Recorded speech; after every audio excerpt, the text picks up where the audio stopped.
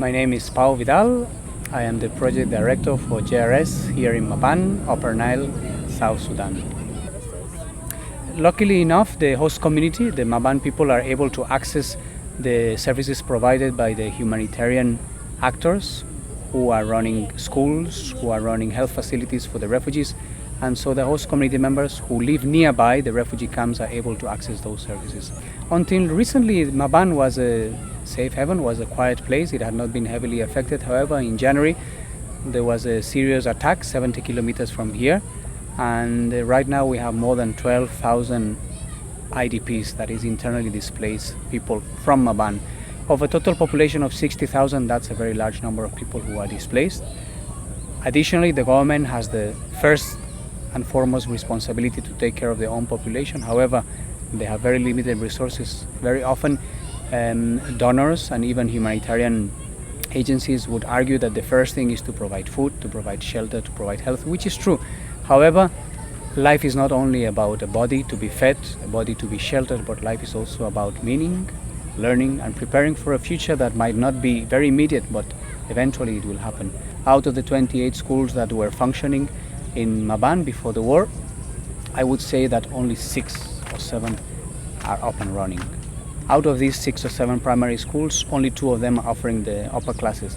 So there are very few chances for the Maban people to complete even the primary school, needless to say secondary school. South Sudan would be the country with the highest level of illiteracy, which makes it a difficult situation in itself.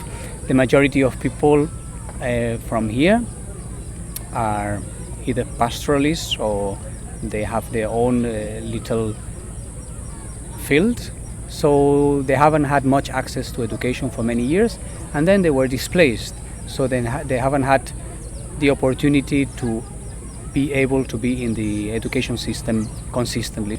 Only 2% of kids who should be attending secondary education are actually having access to secondary education. Here in Upper Nile, 63% of the schools are occupied by armed forces, either the government or the opposition, which adds another layer of complexity if you are trying to bring some sort of normalcy into the education system. We have a lot of children interested in education, in attending schools. This is the most important thing.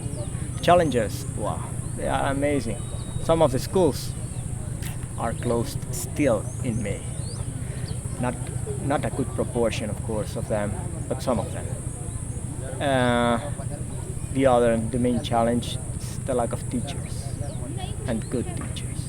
This is not about lack of ideas in education intervention. It's just lack of continuity and lack of teachers. When you ask to young people here, what do you want to do? They are full of dreams. They want to become doctors, to save people's life. They want to become good teachers, to help their communities.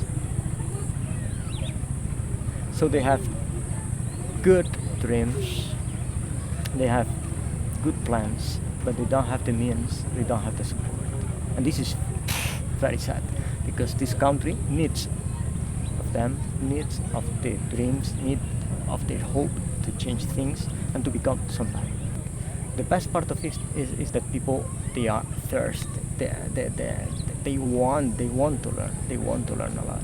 They know about the importance of a good education. So yes, I think that with education you can create the tomorrow in people's mind. You can empower them with the means they need to hold on, having hope. And the funny thing is that this is already here. This hope, these dreams are present. Now we need the mean to achieve them, to persevere on that. Education is the only way. If you would like to know more about South Sudan, I would advise somebody from far place not to get contented with what the mainstream media portrays about South Sudan or Africa at large. Try to get alternative sources of information which are available thanks nowadays to the media. So that will be a first important step for somebody who is willing to leave the comfort zone and empathize with the situation of the South Sudanese. And then maybe to try to identify some organizations who are working on the field, who are very close to the people, who understand the context, and maybe support those organizations.